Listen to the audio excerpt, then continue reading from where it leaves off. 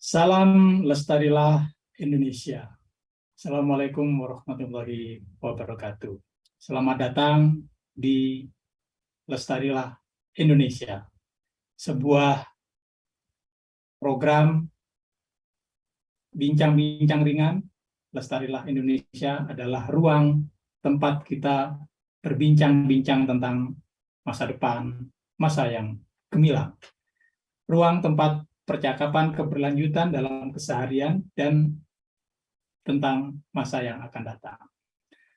Lestarilah Indonesia adalah percakapan Sustainable Indonesia in Progress. Sebuah proses menuju Indonesia yang elok, Indonesia yang kita impikan, Indonesia yang berkelanjutan, Indonesia yang kita cita-citakan, rakyat yang makmur, sejahtera, keadilan sosial bagi semua, dan alam yang terjaga karena menjadi tempat sumber kehidupan generasi demi generasi sekarang dan nanti. Lestarilah Indonesia bisa diikuti secara live pada Instagram Lembaga Alam Tropika Indonesia dan juga pada kanal YouTube Lembaga Alam Tropika Indonesia. Kawan-kawan bisa juga mengikuti pada Instagram dan Twitter Lestarilah_IDN untuk mengikuti berita perkembangan acara-acara dari Lestarilah Indonesia. Lestarilah Indonesia juga ditayangkan pada sosial media Lembaga Alam Tropika Indonesia yang bisa ada di Twitter maupun Instagram, juga di sosial media Rimak Asia. Lestarilah Indonesia adalah sebuah kolaborasi antara Lembaga Alam Tropika Indonesia bersama Rimak Asia. Kawan-kawan, senang sekali berjumpa pertama kali pada ruang Lestarilah Indonesia. Saya Dwi Rahmat Muhtaman, co-founder dari Lembaga Alam Tropika Indonesia dan juga co-founder dari Rimak Asia, sebuah konsultan yang bergerak di sustainability.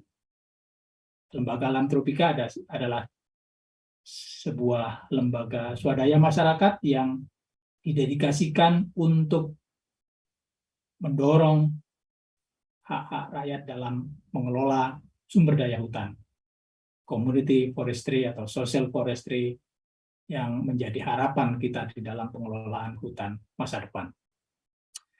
Nah, Lestarilah Indonesia kali ini akan berbincang-bincang dengan seorang anak muda berusia 25 tahun, berpendidikan ilmu-ilmu komputer, dan pulang kampung di sebuah desa yang bernama Desa Manis, Majalengka, dan membuka usaha kedai kopi. Nah, ini menarik karena dengan usaha dari pemuda ini membantu banyak petani-petani kopi untuk bisa memasarkan dan memperbaiki kualitas kopi yang dihasilkan mereka di tanah-tanah social forestry yang ada di Majalengka dan sekitarnya. Mari kita sambut Samsul Arifin. Halo Kang Samsul. Halo Kang Dwi. Apa kabar ini? Sehat, sehat Kang. Kang gimana kabarnya, sehat? Sehat, alhamdulillah. Senang sekali bisa berjumpa dengan Kang Samsul di media virtual ini ya. Jadi pertama kali saya berjumpa dengan Kang Samsul Arifin ini ketika Atin mengadakan ekspedisi Social Forestry 2045. Waktu itu dari Kuningan, Jawa Barat, kemudian menuju ke Garut. Nah, di dalam perjalanan dari Kuningan ke Garut, di tengah-tengah perjalanan kira-kira hampir maghrib, kita mencari tempat rehat. Kebetulan di pinggir jalan di daerah kampung ini itu ada sebuah kafe yang cukup keren gitu ya, dengan lampu-lampu yang menarik, dan itu membuat kami yang melakukan ekspedisi senang sekali bisa mampir di situ dan berjumpa dengan Kang Samsul. Kang Samsul, Ya kan? jadi bisa diceritakan Kampung Niis itu bagaimana situasinya? Kalau situasi di saya, kalau dari dulu tuh eh, tempatnya tuh jauh dan kecil dari Pak. Hmm. Kalau di perbatasan, kita di perbatasan Majalengka, Ciamis sama Kuningan. Kita berada di ujungnya, sama Ya, di hutan-hutannya. ya, ya. Kira-kira berapa luas desa Maniis ya? Kira ada mungkin kan satu atau dua gunungan rumah sih kan, nggak terlalu banyak di sini, rumah-rumahnya belum. Ya, ya. Nah, masyarakat di sana utamanya apa? Masyarakat Mata, di sini mata pencarian. utamanya kebanyakan petani sih kan semuanya, kayak petani sayur, kayak terus padi sama kopi di sini. Sama kopi ya. Ya. Dan kopi itu ditanam di wilayah Kan yang banyak pohon-pohon besar kan, kayak pinus di sini masih banyaknya. Jadi masyarakat di sana juga mengelola hutan itu ya, dan di Iya. sela-sela hutan itu merupakan kebun-kebun kopi yang mereka tanam. Kalau awal mulanya adanya kopi, kalau sebelum saya terjun ke bagian kopi, kopi di sini tuh sama masyarakat tuh belum diolah sih kan, belum diproses, soalnya si masyarakat, si petani itu bilangnya kalau buat jual kopi itu susah, harus kemana gitu, kalau dari dulu. Jadi si kopi itu didiamin aja, nggak pernah diurus, nggak pernah dirawat gitu, sama dikasih pupuk enggak, cuma didiamin aja. Oh ya, ya. Sejak kapan masyarakat Maniis nanam kopi? Pas kalau nanamnya mah udah lama, mungkin ada dari kisaran 20 tahun yang lalu sih kan. Ya, ya. Ada orang luar yang masuk ke wilayah desa Maniis yang awal mulanya menanam kopi. Tapi banyak yang ngikutin, cuman masih pada bingung buat ngejual sih kan. Ya, ya. Jadi Jadi mereka kasarnya nggak ada yang beli, jadi si kopinya malah pada ditinggalkan, nggak dibersihin, nggak dikasih pupuk, nggak dipanen gitu. jadi betul-betul semangat menanamnya ada gitu ya. Ya. Senang menanam, tapi rupanya tidak mengerti bagaimana Mengolah sama memproses kopi dan menghasilkan pendapatan dari kopi tersebut. Nah, Kang Samsul kan lahir dan besar di situ. Gimana, Mas? Lahir dan besar di Kampung Maniis. Iya, saya lahir di Desa Maniis, besar juga di Desa Maniis. Saya waktu kecil udah dari umur saya 2 tahun udah ditinggal orang tua merantau. Sampai umur saya ada mungkin 10 tahun. 10 tahun saya baru di Bapak datang. SD Maniis 1. Terus lanjut sekolah SMP di SMP Negeri Cikijing. Terus SMK di Talaga sih, di pertengahan Majalengka kota. Oh, di Talaga ya. Ya, lanjut saya kuliah di Bandung di perguruan tinggi Unikom, ambil jurusan ilmu komputer. Wah, luar biasa. Jadi besar atau kecil dan besar di Kampung Maniis, kemudian melanjutkan pendidikan tinggi di ilmu-ilmu komputer di Bandung ya. Ya. Nah, sekarang dari setelah lulus, kenapa kok ada ide balik ke kampung lagi? Awal mulanya saya tuh kan beres kuliah, kan ya, pas beres kuliah saya tuh kena dampak sama corona kan. Saya pas corona itu ya? Ya, manis ya. Saya udah virtual. Karena wabah udah besar wabahnya, udah besar di wilayah Bandung tuh waktu itu saya. Ya, terus Terus saya kembalilah ke kampung. pulang ke kampung, bingung buat kerja. Saya nyari kerjaan ke sana kemari, bukannya ada yang masukin kerja, malahan banyak yang di PHK di perusahaan-perusahaan itu kebanyakannya. Ya, ya, ya. Karena wabah itu, jadi banyak yang di PHK. Hmm. Udah ada mungkin saya tuh 4 bulanan beres, cuman diam di rumah, bingung nyari apa gitu. Terus main keluar, melihat pohon-pohon kopi, cuman sekedar tahu awalnya, nggak pengen ngedalamin. Ya. Terus saya udah kesini main di tempat-tempat kopi, jadi saya sekalian belajar buat ngelola kopi, soalnya di kampung saya banyak pohon kopi yang nggak terurus sama nggak kepanen gitu. Nah, saya belajar nyobain di gunungnya Kuningan, Ciamis, sama Cakrabuana sama Cakrawati yang berada di Lumut Suki. Jadi Kang Samsul ini untuk bisa mengenal kopi belajar ke petani di Gunung Ya, di petani Cerme gitu ya. Lalu ke Ciamis juga, ya. ke Kuningan, ke Ciamis, terus di Majalengka sendiri. Terus dari hasil belajar itu apa? Dari hasil belajar saya tuh udah tahu kasarnya sedikit lah mungkin proses kopi kan. Terus di sini saya nyari-nyari petani yang menanam kopi di Desa Manis saya tuh. Ternyata banyak petani kopi juga di Desa Manis. Saya datengin ke rumah-rumahnya, edukasiin, ya kasih tahu ya panen kopi itu yang kayak gini, yang merahnya aja yang diambil, terus sama si kopinya dibersihin biar pertumbuhannya sehat, kata saya. Kalau masalah bingung mau menjual, dijual aja ke saya terima. Nah, semenjak saya terima kopi, jadi si petani semangat lagi buat ngelola si pohon-pohon kopinya lagi. Soalnya udah sayang, udah gede, udah bagus kopi-kopinya. Cuman mereka belum tahu mengolah, belum tahu sama ngejual. Iya. Sejak saya kasih edukasi, setiap petani saya kumpulin 5-10 orang petani yang punya kopi, saya edukasi buat memanen. Udah hampir 2 tahun edukasi petani, ya alhamdulillah petani yang saya edukasi kalau memanen kopi, insya Allah kopinya yang terbaik buat dibikin kopi.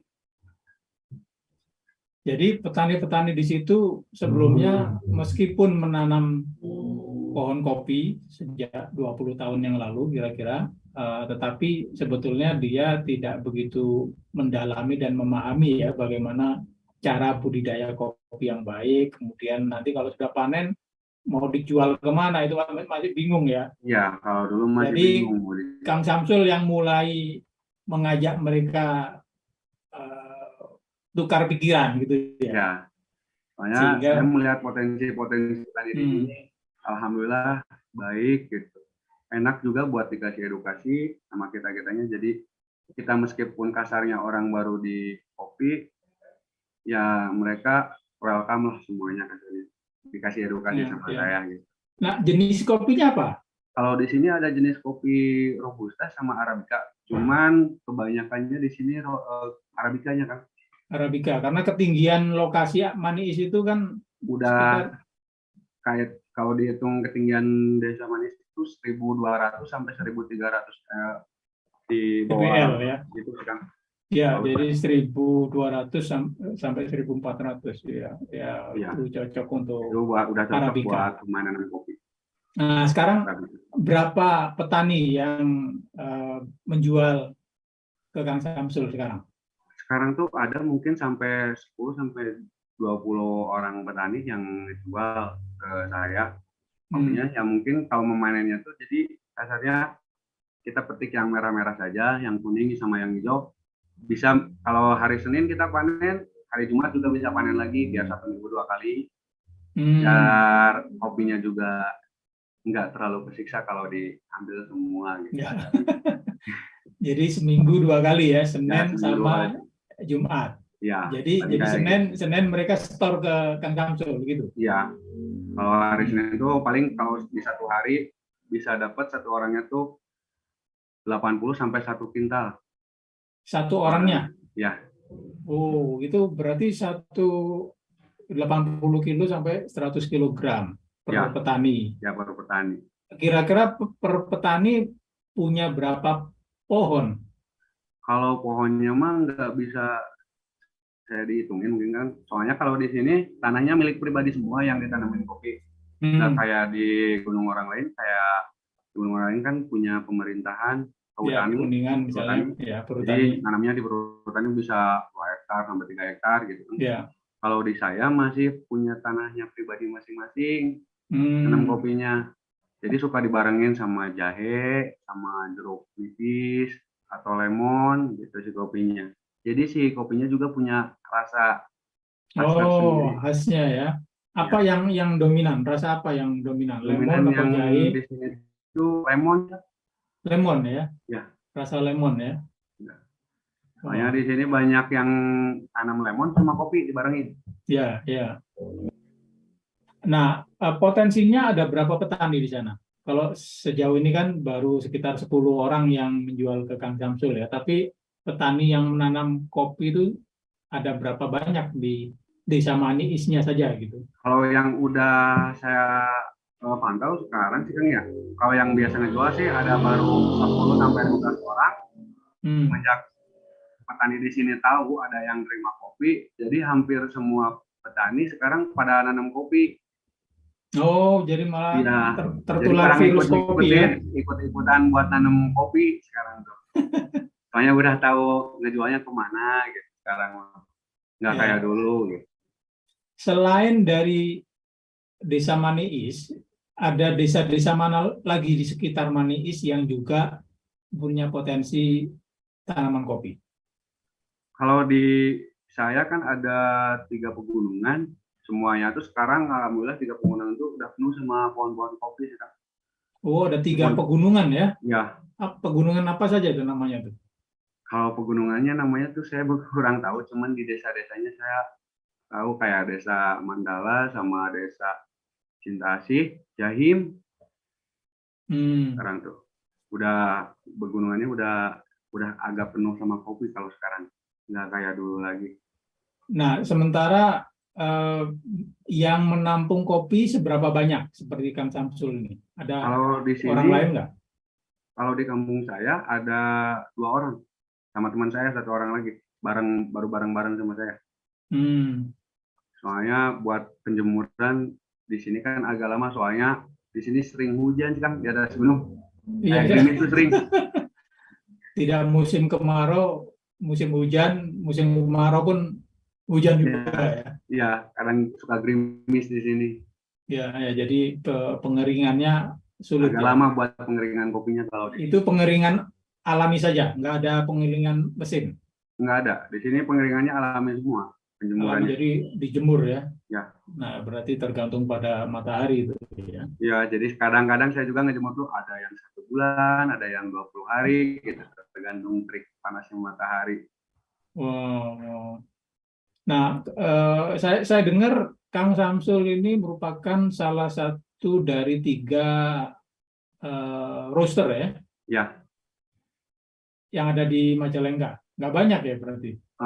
kalau yang saya tahu sekarang tuh yang prosesor yang membuat kopi itu adanya di Masugi, Cakrabuana, Hmm. terus di desa saya sendiri di sini sama di Maja.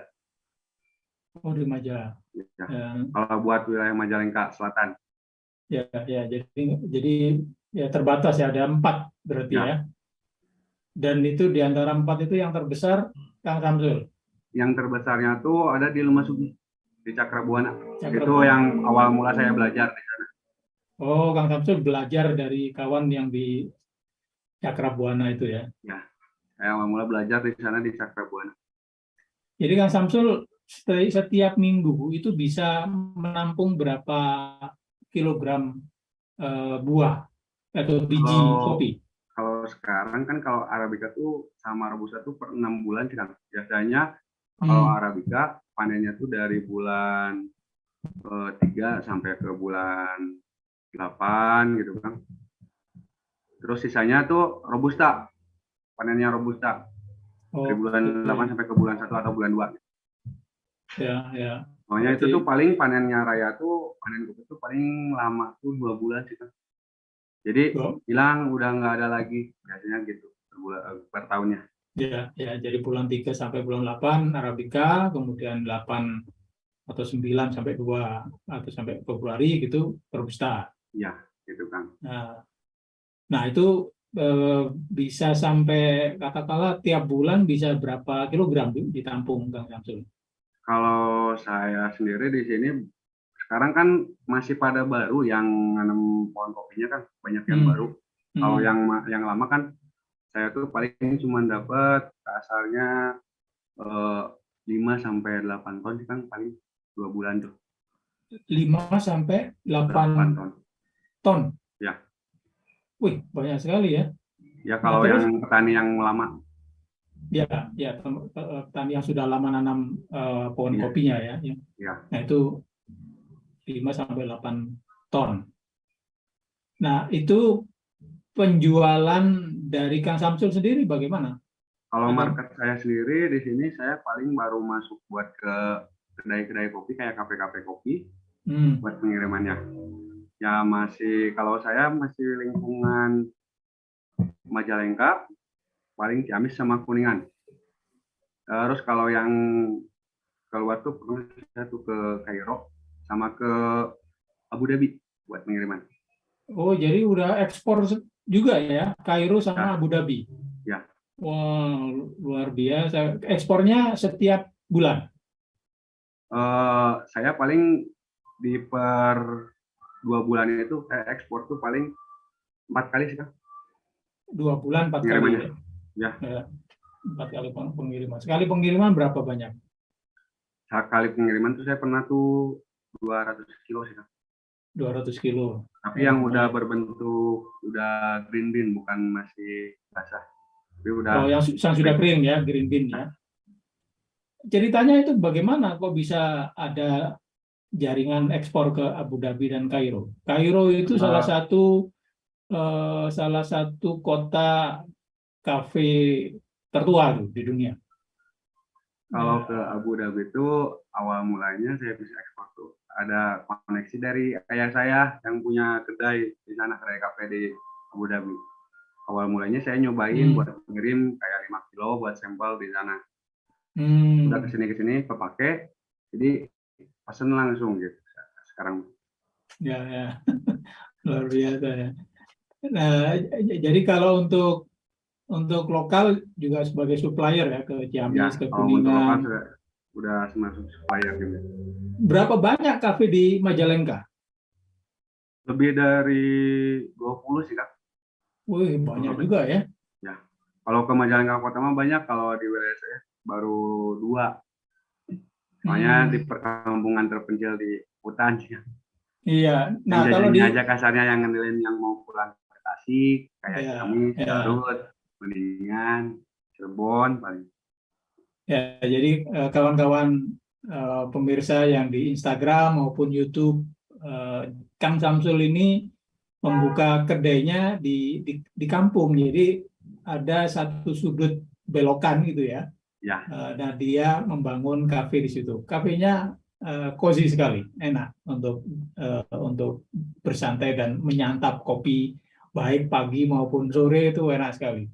Karena di sampingnya itu ada hamparan sawah, lalu di belakang itu hutan.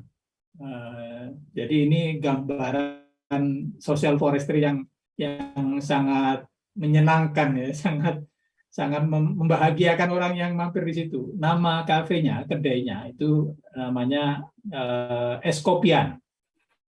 Jadi kawan-kawan yang melakukan perjalanan dari Kuningan mau ke Ciamis atau mau ke Garut, mau ke Tasikmalaya lewat jalan ini, pasti akan mudah menemuinya.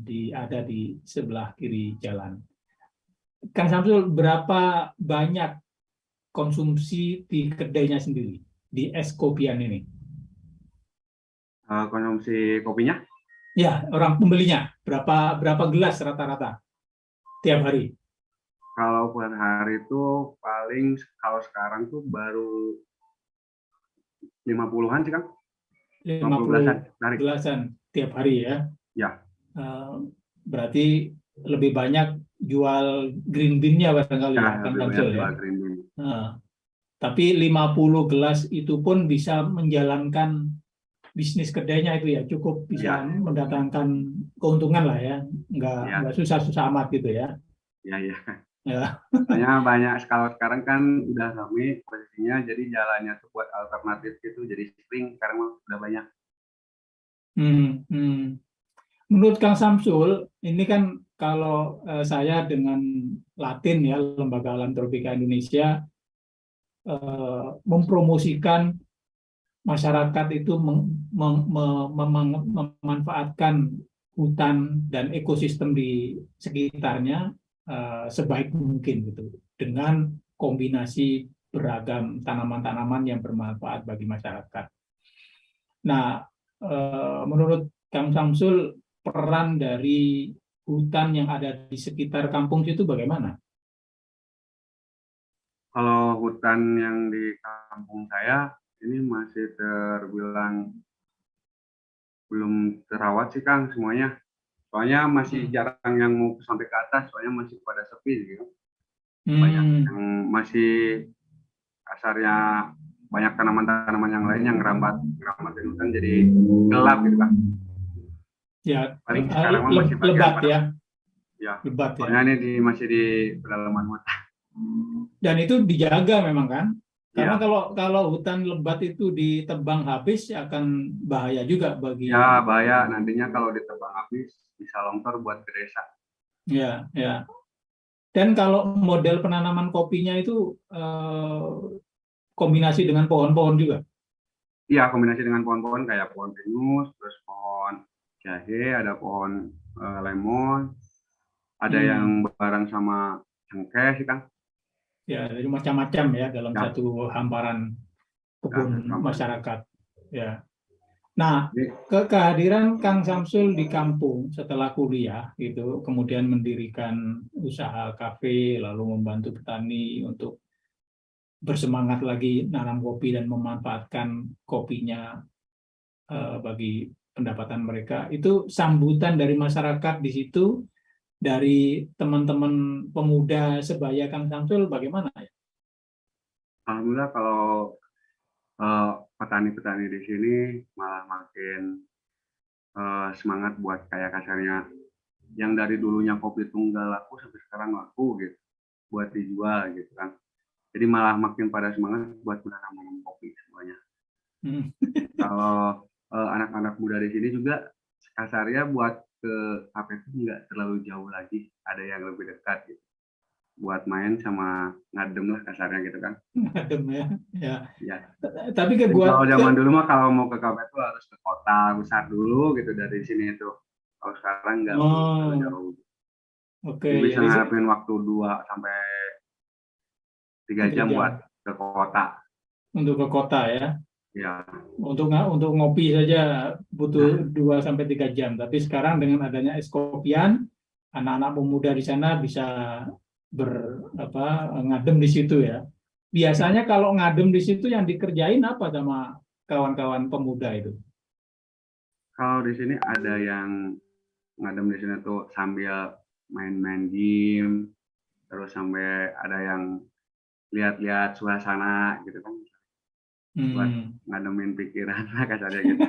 Ngademin pikiran dan Iya, mencari inspirasi itulah ya. iya. Umumnya kalau pemuda di Kampung Manis itu apa kegiatan utama mereka, Kang? Kebanyakan sih, Banyakkah yang juga setelah kuliah pulang kampung lebih banyak, atau setelah kuliah umumnya juga nggak balik-balik juga, atau gimana? kalau sekarang kalau pemudanya di sini banyak kan yang eh, menjahit sih kan, jahit celana-celana. Oh, profesinya banyak yang menjahit ya, Ya, menjahit, banyak yang menjahit. tukang jahit. Ya, tukang jahit. Tapi di kota-kota, Oh, jadi dia pergi keluar Maniis ya, dan mengembangkan profesi sebagai penjahit di kota-kota. Ya.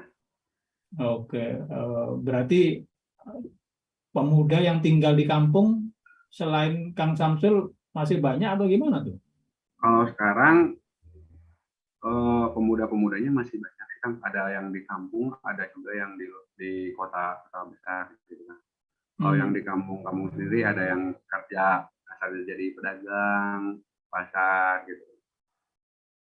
Ada yang kerja juga di orang lain kayak di pabrik gitu kan, masih di kisaran sini. Berapa banyak pemuda yang berprofesi sebagai petani, Kang? Entah itu petani kopi atau petani melon atau mengelola kebunnya orang tua misalnya. Berapa banyak? Belum terlalu banyak sih kan, kalau anak muda sekarang belum terlalu banyak buat yang terjun ke petani gitu. Cuman kalau beberapa masih ada beberapa ya. Padahal kalau dilihat seperti yang dilihat oleh Kang Samsul, potensi desa itu juga luar biasa ya. Iya gitu. Ya, Hanya ya. masih banyak yang pengen lihat, wah kota besar tuh gimana sih di kota besar gitu. Jadi belum ada yang mungkin kepikiran buat pulang ke desanya buat memanfaatkan situasi alam di sini. Jadi ini harapan Kang Samsul ke depan bagaimana supaya gagasan Kang Samsul untuk pulang kampung, kemudian mendorong petani untuk bisa mengelola kebunnya dengan lebih baik karena pasarnya tersedia, itu menurut Kang Samsul gimana tuh ke depannya? Kalau ke depannya, kalau menurut saya tuh inginnya tuh jadi para petani sama anak muda tuh biar bisa berkolaborasi di bidang kopi sama penanaman sama buat katanya sama penjualan. Jadi orang-orang tua petani kopi yang punya anak muda, jadi anaknya biar bisa ngikutin orang tuanya buat proses kopi, ngejual-jual kopi gitu kan. Ya, ya.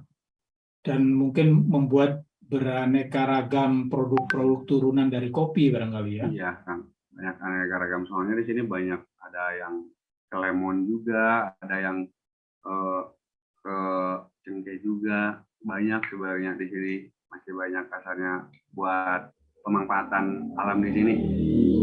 Jadi potensinya masih banyak ya. Kalau di es kopian sendiri, Kang Samsul jual apa saja selain kopi?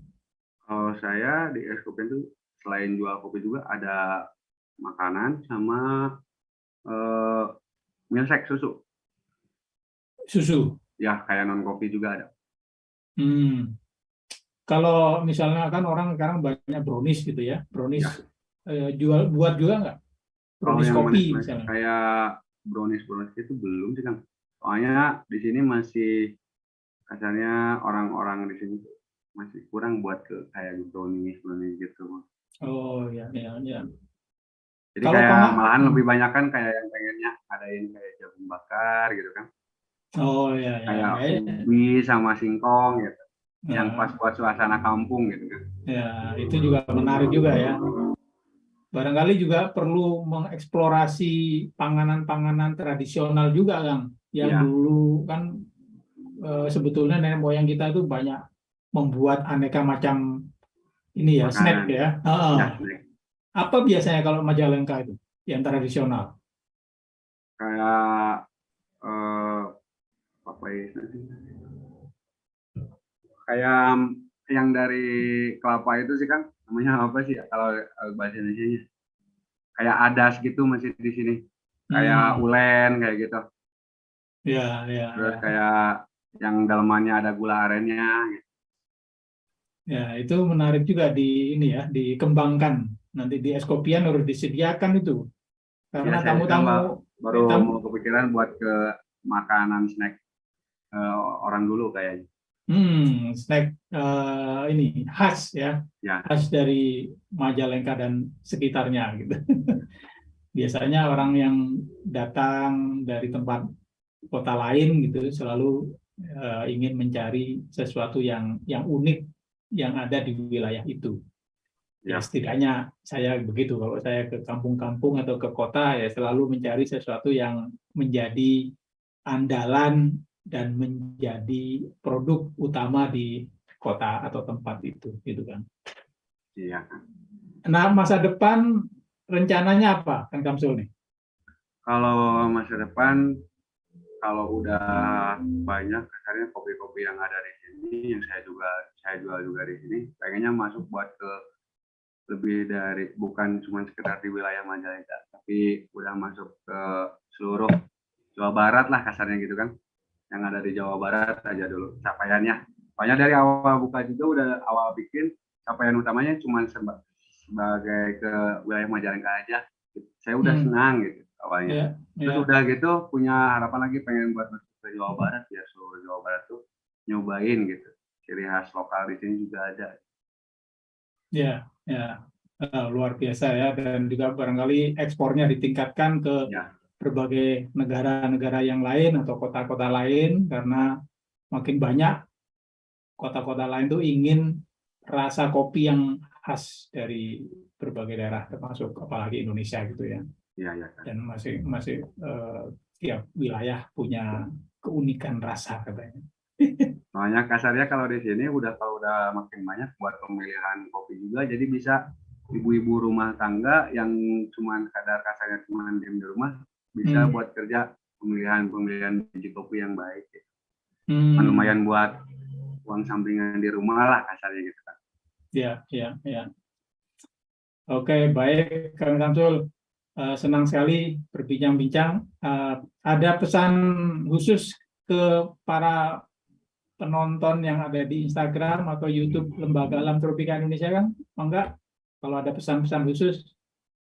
Kalau pesan-pesan khusus dari saya sendiri sekarang, tetap semangat buat ngejalanin apa yang kita mau capai gitu kan. Karena semuanya juga butuh proses sama ikhtiar lah gitu kan. Buat sampai puncak ini juga jangan terlalu puas sama keadaan yang sekarang. Wow, luar biasa, luar biasa. Selalu semangat dengan capaian-capaian ya, jangan terlalu puas pada apa yang dicapai pada saat ini, selalu punya cita-cita yang lebih tinggi dan lebih tinggi lagi. Terima kasih Kang Ya, atas sama-sama Kang Louis. sharing singkatnya. Senang sekali bisa berbagi pengalaman dan berbagi kisah yang dialami Kang Samsul Arifin ini di sebuah desa kecil di Majalengka, Desa Maniis. Kawan-kawan Latiners yang ada di Instagram dan YouTube, semoga perbincangan sore ini bermanfaat dan bisa memberikan inspirasi kepada kawan-kawan sekalian dari Lestarilah Indonesia. Dan jangan lupa minggu depan kita akan ada tamu lain lagi. Kami akan berbincang-bincang tentang Taman Nasional dan kehidupan masyarakat di desa-desa penyangga Taman Nasional dengan tamu saya yang paham betul tentang bagaimana Taman Nasional dan potensi desa-desa penyangga di sekitar Taman Nasional. Minggu depan 14 Juli jam yang sama, dan ikuti terus di Instagram dan YouTube Lembaga Alam Tropika Indonesia. Terima kasih dari saya, Dwi Rahmat Mutaman dan Kang Samsul Arifin. Mohon diri, sampai jumpa pada kesempatan yang berikutnya. Lestarilah Indonesia. Assalamualaikum warahmatullahi wabarakatuh.